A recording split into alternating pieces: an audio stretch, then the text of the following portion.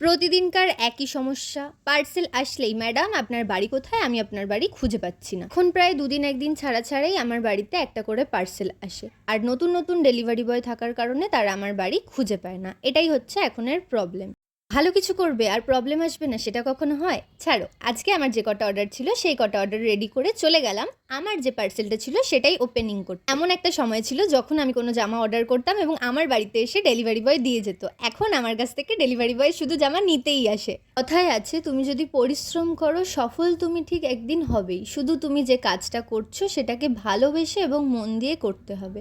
আমিও একদিন লোকের কাছে কাজ করতাম কটা সামান্য টাকার জন্য। যখন আমি ছেড়েছিলাম সবাই আমাকে বলেছিল, এবার কি করবি, ছাড়লি কেন, এরপর তোর কি হবে?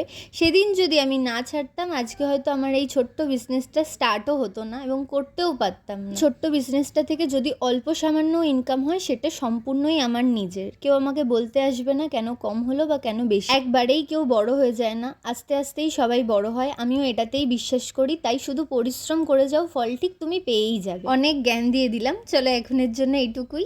বাই বাই, দেখা হচ্ছে নেক্সট ভিডিওতে।